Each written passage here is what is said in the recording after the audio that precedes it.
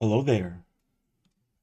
I'm P.1 Ronin Beatmaker, and welcome to Lounge Ronin. All things, everything.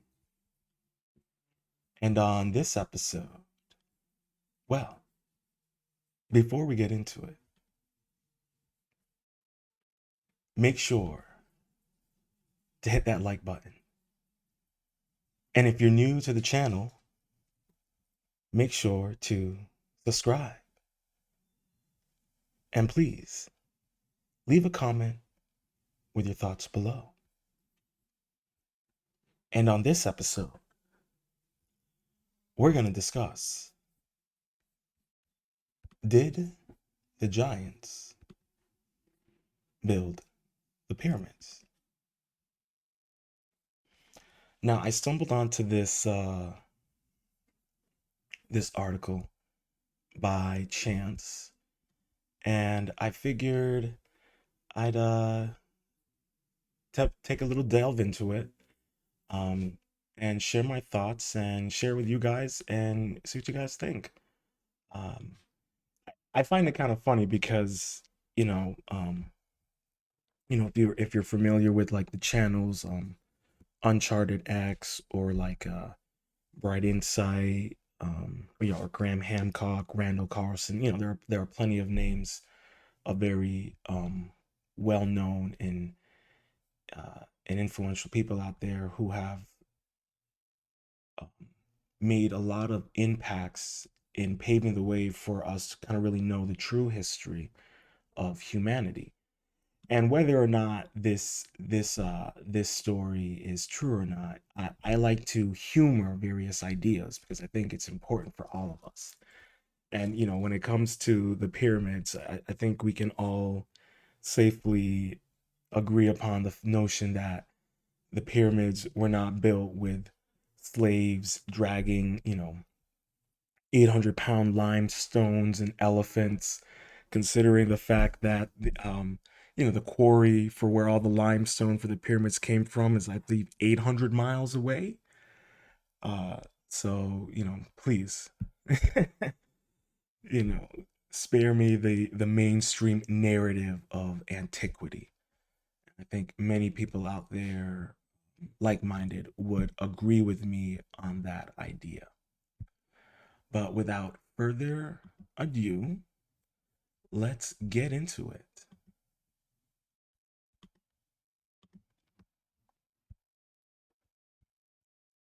Okay. This was written September 5th, 2017 by Hugh Newman. Sounds like a beer. Hugh Newman Brewery.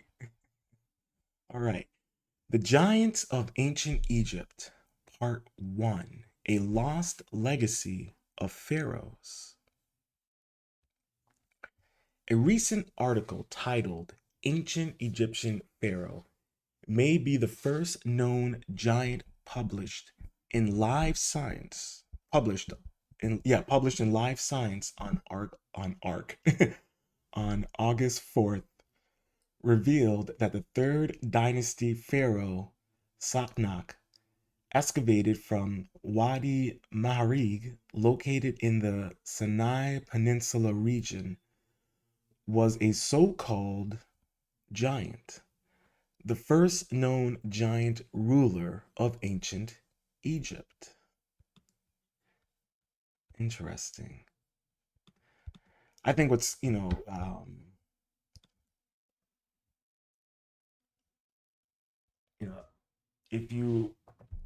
if you're aware, the history of Egypt is it's very fascinating. I recently did a live stream covering the Celtic mercenaries that served in the Egyptian army. I highly recommend you guys take a peek at that. So much lost history out there to be unraveled. All right. He was 5 inches taller than the robust Ramses II, and 8 inches taller than the average man for that time. Although he was only 6 feet and 1.5 inches tall, this caused a media sensation. But please know that I am the same height as this giant. Oh man, that's funny. Throughout Egypt's past, there have been numerous examples of much taller giants reported, excavated, depicted in art, and mummified examples that have been hidden from the public. We have uncovered accounts ranging from between 7 feet and 16 feet tall. Painstaking research of archaeological records, archaic texts, newspapers, and analysis of depictions of hieroglyphics and Egyptian art has started to shed light on this phenomenon. Now, which is kind of interesting about this because if I remember correctly, there is a stone drawing in the Middle East, and I'm not sure if it's in Egypt specifically, that shows date trees, and it depicts what looks like giants pulling off the dates and handing them down to smaller humans. So with what they're saying here, there could be some consistency in that narrative. The whole area of the Middle East has strong legends of giant humans, along with references in the Bible, which include Moses fleeing from Egypt and being attacked by the mighty Canaanites in current day Israel and Lebanon. Newspaper accounts confirm the reality of these tribes, and skeletons and bones of enormous proportions have been unearthed in the area of the Bible lands and also in other parts of Africa and the Middle East. And we can also talk about how they have also been uncovered in North America. So there's also this whole possibility of at one point there could have been, put on your tinfoil hat for this one, but there could have been at one point a worldwide civilization of giants. Not saying that they built the pyramids, obviously not. I think if anyone built the pyramids, it was clearly advanced humans, and I speculate they were using sound technology, but that's my own speculation. Um, but we have to take in consideration the so many stories of giants, permeating the entire globe. This is not one isolated incident of stories relating to giants. The unfolding discoveries of giant skeletons reported in America and other parts of the world has revealed a lost legacy of a race of colossus who are now slowly starting to be included in the historical and archaeological record. Egypt is no exception, and my co author, Jim Viria, and I have been collecting accounts for the last few years for the first time are revealed in this article. Did giants build the Great Pyramid? The ruling elite of prehistoric Kemet were always seen as superhumans, some with elongated skulls, others to be semi spiritual beings, and some described as giants. An archaic legend recounts that the Giza pyramids may have been built by a race of giants. It was shared in a lecture by occultist and Freemason Manly P. Hall, recorded in the 1980s, and Giantologist Christian T. Harris put it out on YouTube. It was originally part of a lecture titled Atlantis and the Gods of Antiquity. Now, I highly recommend that people check out. Um, I did a live stream on the elongated skulls and how the every US president is descended from a elongated skull royal bloodline. So I highly recommend, if that is something that you're into, to check that video out after this one. I see we got some people watching. Please feel free to hit the like button and leave a comment in the chat if you like what you're hearing so far. Did giants build the Great Pyramid? The ruling elite of prehistoric Kemet were always seen as superhumans, some with elongated skulls, others said to be semi. Oh, I think I already read this. Yeah, I did. um, but yeah, what I was saying actually about this, I got distracted. Apologies. Is that there? And I did a video also about the dynastic races, and I know I'm kind of like jumping around here a little bit, but there seems to be, in my personal opinion, um, we have these great resets in terms of various civilizations. And I don't know whether or not giants built the pyramids. We'll see if there's any evidence to corroborate with that. But what I find interesting about this is that we have these pyramids in Egypt, but then there are pyramids in China, and then there's a pyramid in Greece, and the pyramid in Greece is, um, there's a little conflicting evidence, but it might actually be 600 years older than the pyramid in Egypt.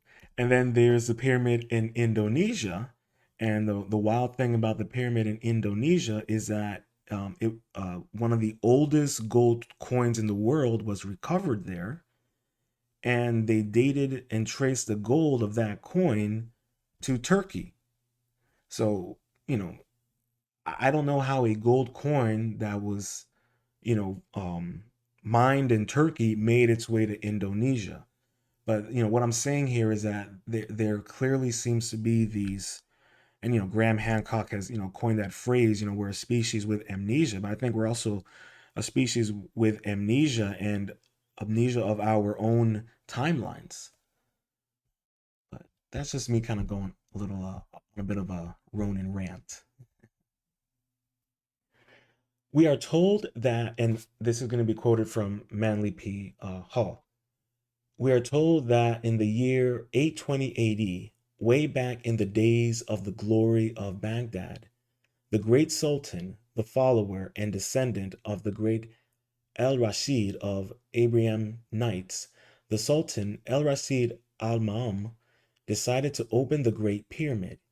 He had been told that it had been built by giants, who were called the Shaddai, superhuman beings, and that within that pyramid and those pyramids they had stored a great treasure beyond the knowledge of man.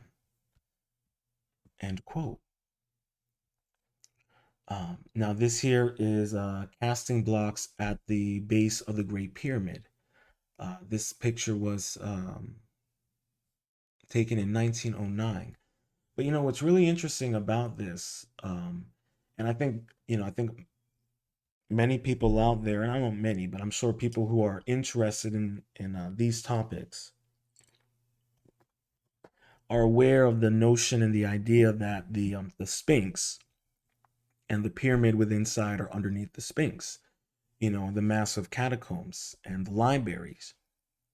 That's the fascinating thing about what Manly P. Hall is saying there, is that if you look at Solon in his travels to Egypt and speaking with the Egyptian priest, and them telling him about how there used to be a time that you could travel to the lands of far north, and they're referencing North America. So there clearly seems to be massive knowledge, whether, and I don't think it's in the pyramids necessarily. I think the Sphinx, and I think there's a library underneath the Sphinx. I think there's massive catacombs. There is clearly stuff going on underneath the Sphinx. I personally am under the notion that, from other researchers and podcasts that I listen, I think that the pyramids were some form of energy source. I think it generated energy. You look at the fact that there's running water underneath the pyramid. I listened to a podcast on tinfoil hat, and they had a guy on there, and he had this speculation that the pyramids were used to generate I forgot what he said, but they was used to make fertilizer. I forgot the way he was explaining it, but I think that the pyramids were used for generating energy of some sort and maybe storing other things, but I think energy personally. The idea that they stored the kings, the pharaohs in the pyramids is ridiculous. We know that that's not the case. None of them were ever recovered inside the pyramids. And we also know that under Zahi Hawaii, the who was the head of the Egyptian antiquities, a lot of information was suppressed. A lot of information was destroyed. There's literally a archaeological site in Egypt, and I would credit this to Bright Insight. He's the one who brought it up, that they literally used as a dump site for whatever purpose. And I think if you are someone who lives in the United States, then you're aware of the Smithsonian and how they are essentially a branch of the federal government. And the things that they have done in regards to destroying American history and obfuscating the true history of America. So you can't, I mean, how many people know about the fact that there are pyramids in North America? I mean, that's the funny thing about it, is that there are pyramids in North America, and we're acting like, oh, it's no big deal. At the same time, there are giant bones being found in North America as well. I don't know. I'll leave that up for you guys to make your own inquiries and decisions on what that means. But all I'm saying is that there's clearly, if you look at and how I do it is I look at the consistencies in the data and the information that's being provided, and if there's a clear consistency, no matter how wild or abstract the information or the idea is, you kind of have to follow that data and follow that consistency, and see where it goes and make up your own decision. You know, that's just how I think that's a good way to go about anything in life, especially when it comes to our ancient past. It is true that in 1832 AD, Al Ma'un traveled to Egypt and was the first excavator of the Great Pyramid, at a time when it was completely encased in white limestone blocks. Who the Shaddai are is another mystery, but could be referring to another name of the Shemshu Hor, or followers of Horus. It could also refer to Shaddad bin Ad, king of Ad, who was believed to be the king of the lost Arabian city of Irim of the Pillars, an account which is mentioned in Surah 89 of the Quran. He is sometimes referred to as a giant. I've read no, I watched a video on the city of Iram, and even in that presentation, they discussed that the city was built by giants. So there's obviously something there.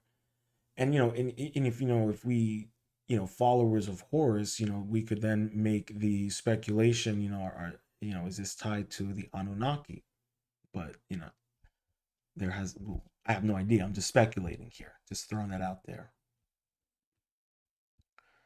All right, here is the entrance to the Great Pyramid, that was entered in 832 AD.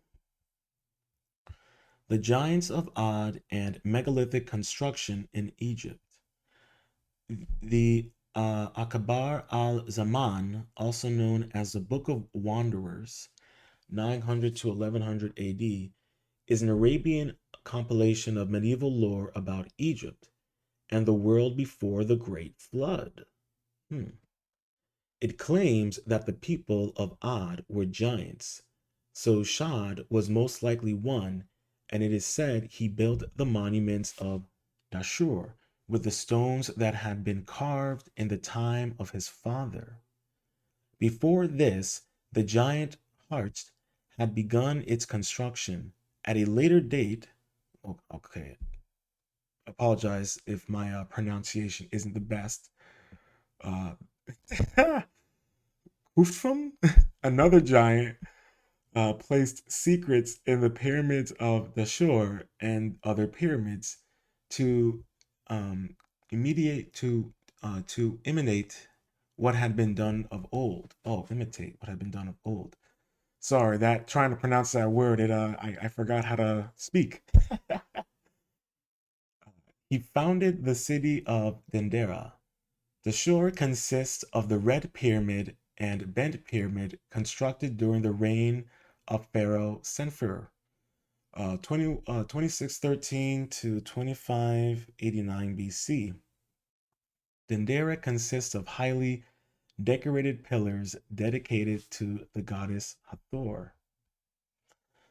Okay, so we have the Red Pyramid and the Bent Pyramid of the shore, with the author standing in front. Awesome. That's great.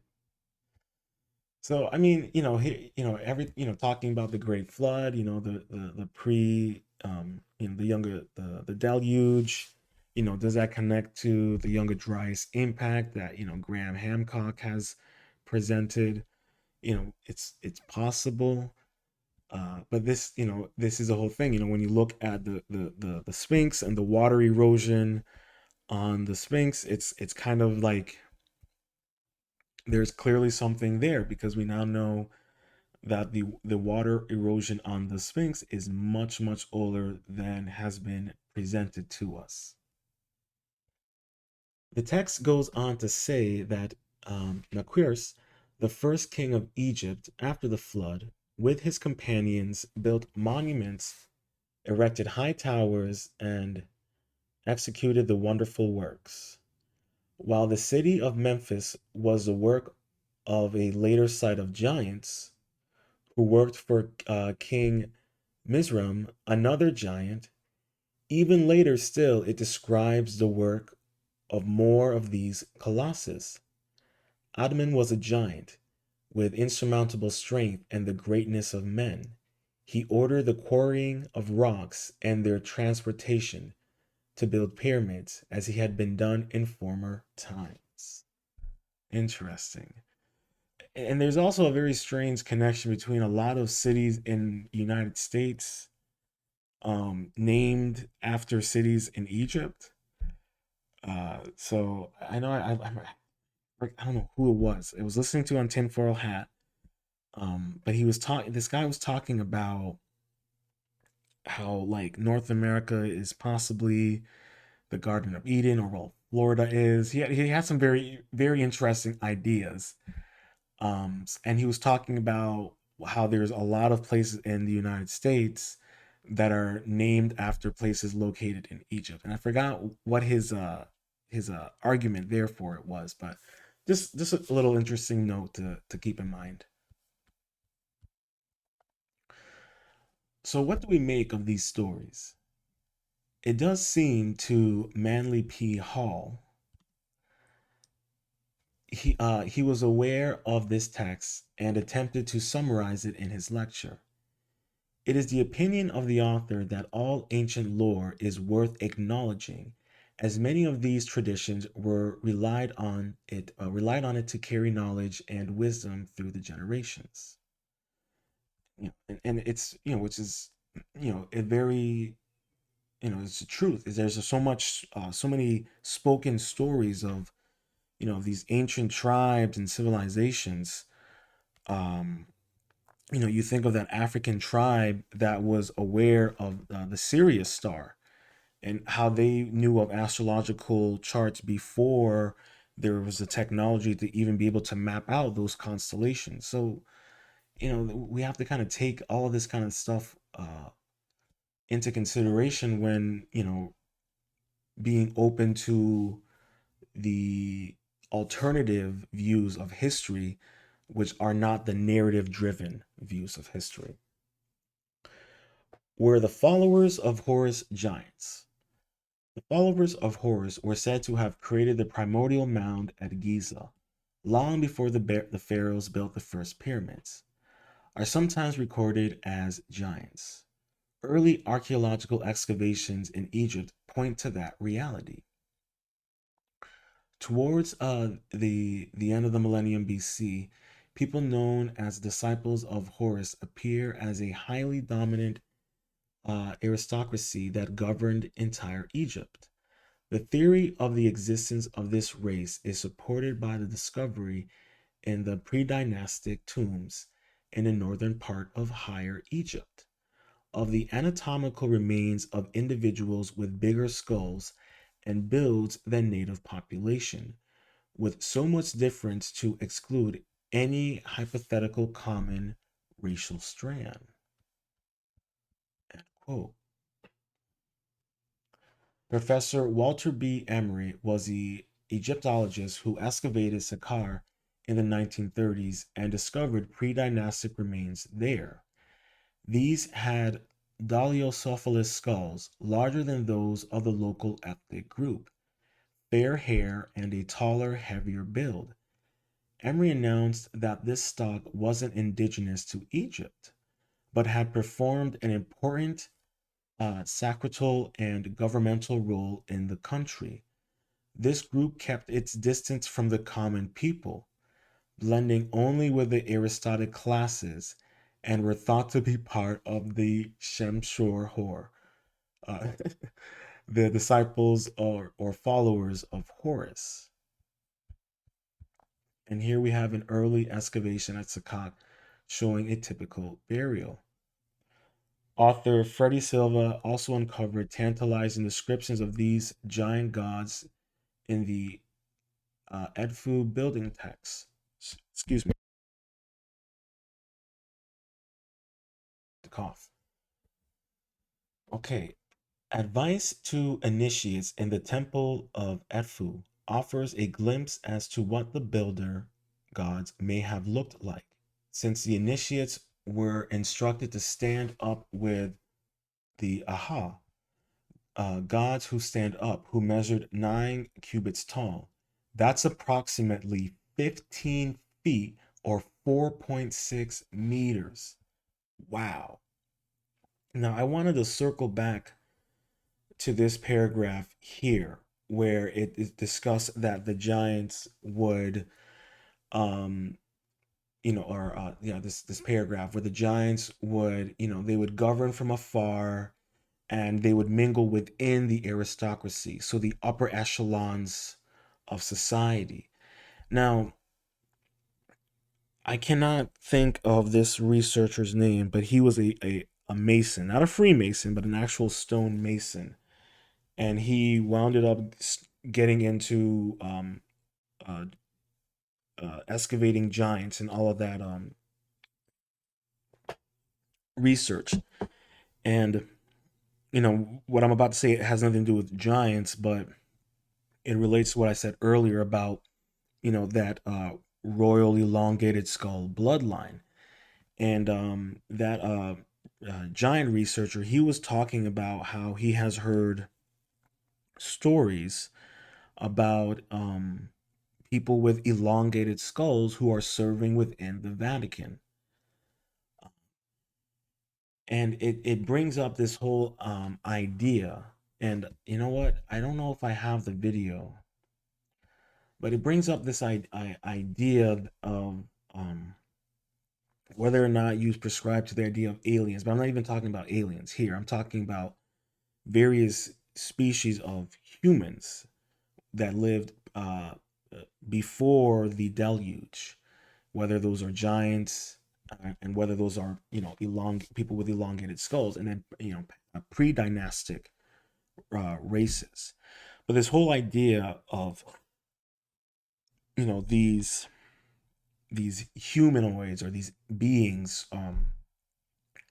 interacting with humanity from afar and only engaging with the aristocracy, it makes sense, because especially what the things about going on with the Vatican and these elongated skulls, the fact that every president is blood related, and it goes all the way back to this Italian monarchy of elongated skulls.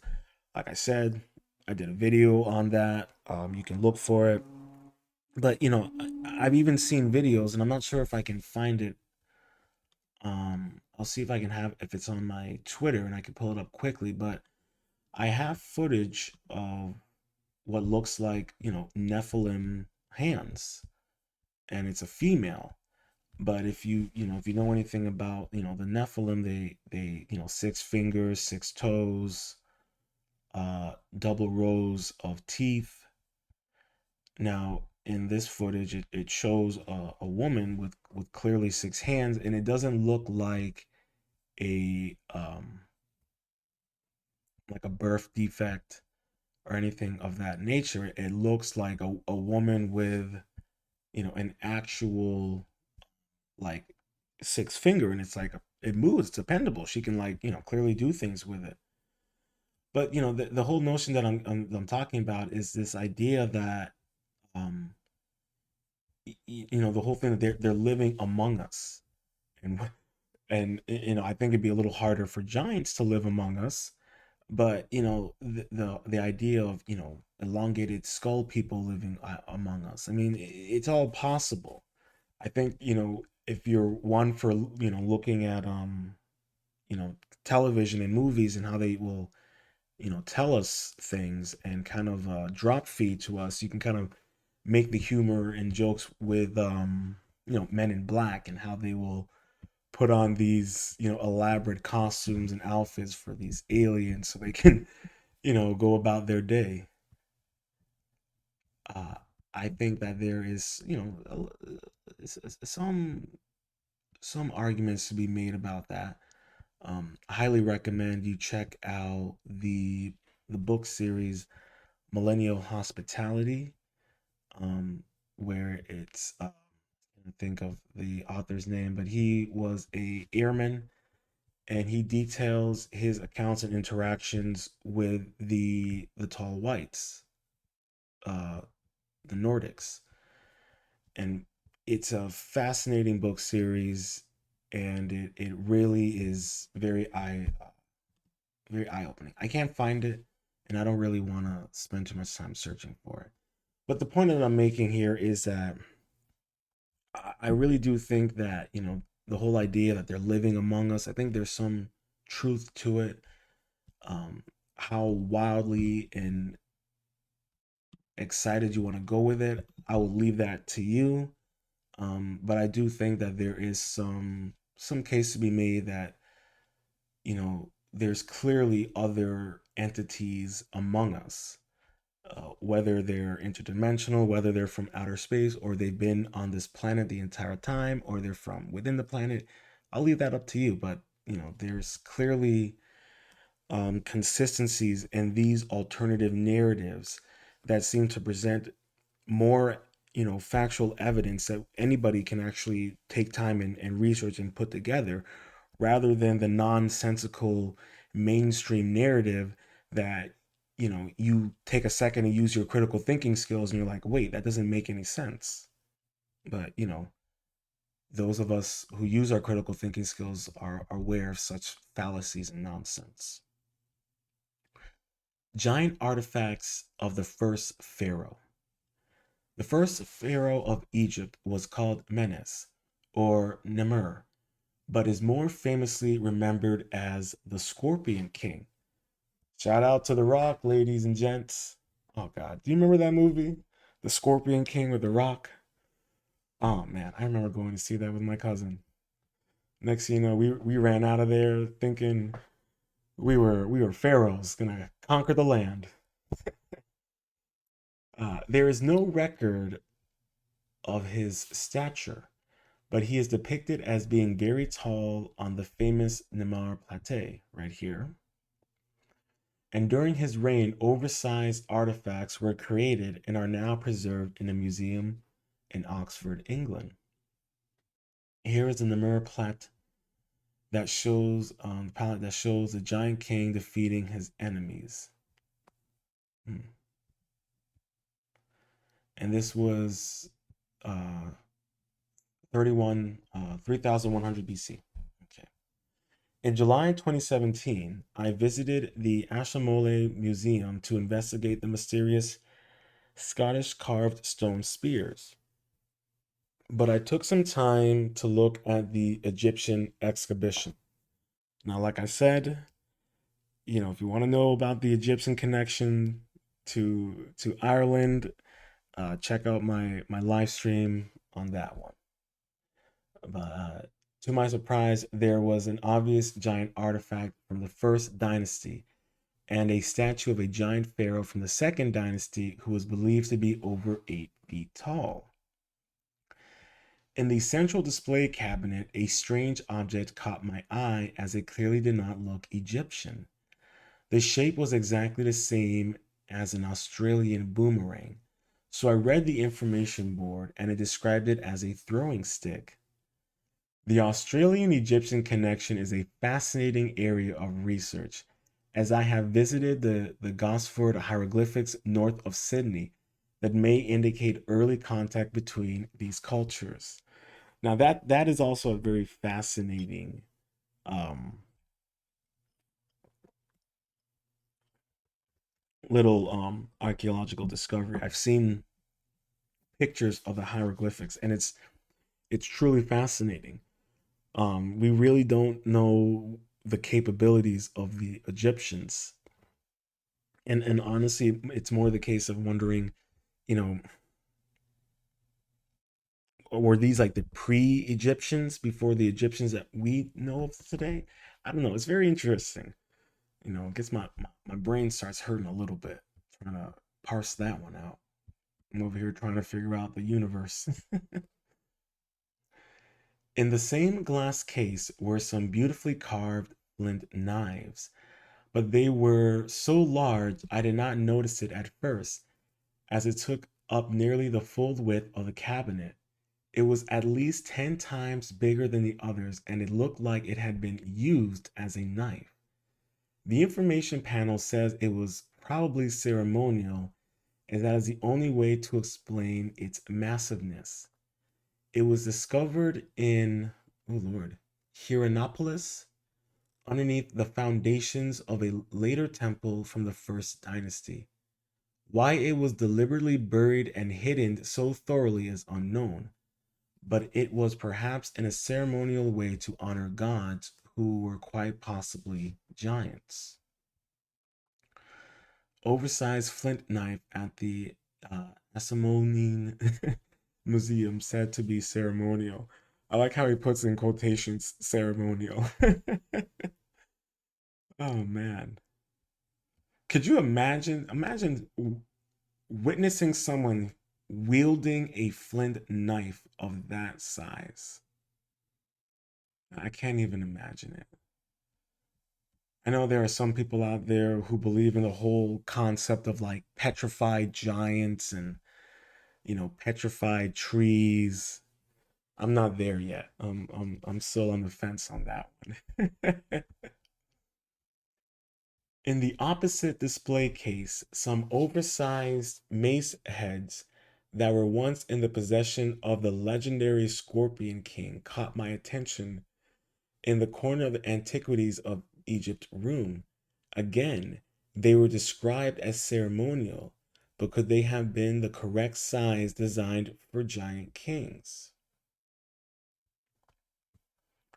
Limestone mace heads that are oversized versions of small stone weapons that were typical grave goods during the pre dynastic period. They became symbols of the Egyptian elite by 3100 BC. And I mean, it's an interesting idea.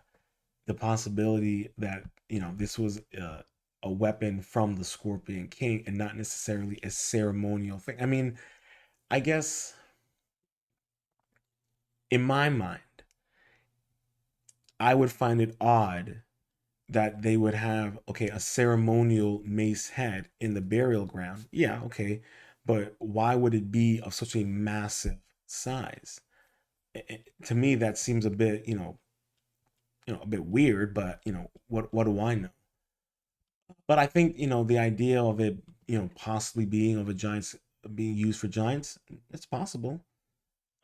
I think it's just kind of funny the idea that the research was putting is like, it could be ceremonial, but it could be the correct size for a giant king. And you look at the Sumerian kings list and how some of those kings lived for thousands of years. It starts getting really, really funny. Alrighty. In part two, Hugh goes on to consider the giant characters from Egypt, including pharaohs who were 8 feet tall, over 2.5 feet taller than the norm, and usually lofty even by today's norms.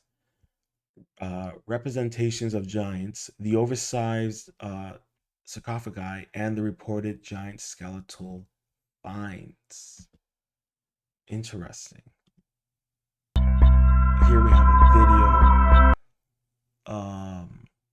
by Hugh. Oh, and look, he goes on the Lost Technology tours. Okay, this is actually really cool. The Kemet School. The top guy. Yeah, Brian, is that Brian Forrester? Yeah. Because Brian Forrester, he does a lot of the research. He's located in Peru or Bolivia, but he's been on the forefront with the elongated skulls. So I highly recommend, if you got the finances and the interest to check out the Kemet School and their tours. Uh, it's really, really cool. Brian Forster he does the Inca tours in Peru and Bolivia, and you get to see Machu Picchu and all of that, and he shows you the elongated skulls, a personal dream of mine to see, all of that fun jazz. But I figured, before we head out, we'll play this video.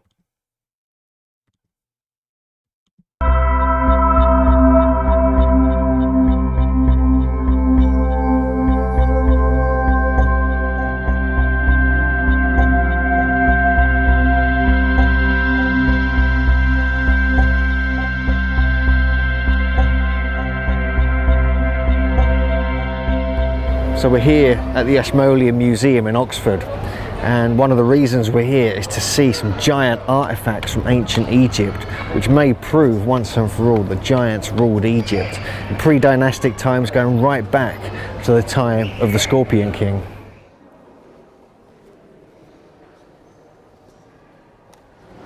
So here we have, not only do we have a boomerang from Egypt in the Ashmolean Museum in Oxford, we also have a giant flint knife. And just see the size of that compared to my hand. You can see that it is pretty big. This is from Hierakonpolis in excavations in 1897 to 1899, very early dynastic period. But these were buried deliberately beneath the temple by the later dynasties. But this massive flint knife, the unwieldy size, does suggest that indeed giants were doing their thing in Egypt.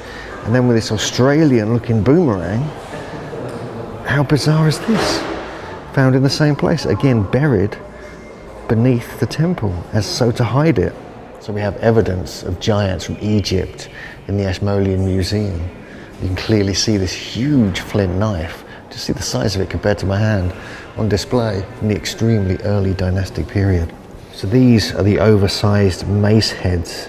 And what's amazing about this, these represent the first king, the first pharaoh, Nama, or the Scorpion King from ancient Egypt. And massive wooden poles would have been placed in these. So whether these were actually used by the giant kings, then we have evidence that there are certainly giants. You can see that over there with the great knife blade.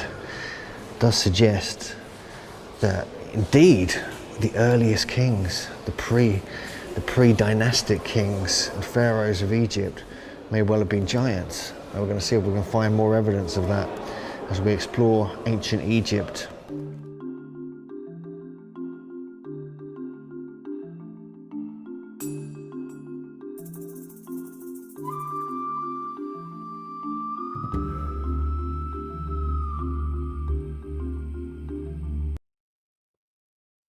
Yeah, I think this is a really interesting topic and pretty fascinating in my opinion. Um, I'll make sure when we do part two, we'll delve more into this and see what else we can uncover. But I highly recommend to take some time and do your own research and explore these other ideas, these other forms of history, and and even take a gander in where you look and where you live, and see what kind of history there is to be uncovered. If you live in North America, you know that there is a lot of mysteriousness about North America that they're really suppressing, and that goes for anywhere in the world. Um, but yeah, I'm looking forward to part two. If you are interested in that, make sure to follow me on Twitter. That is Kios Ronin, KoiosRonin. Or you can follow me on Instagram. That's Ronin Art underscore music. If you enjoy Lounge Ronin, all things everything, please make sure to hit the like button, leave a comment with your thoughts below, and if there are any interesting topics that you would like me to cover or discuss, please feel free to share. I also run another podcast series called The Monday Mindset that's available every Monday on all streaming platforms, and that one's about being the best version of yourself by being better than yesterday. So, until next time, stay positive, stay focused, stay true, and much love.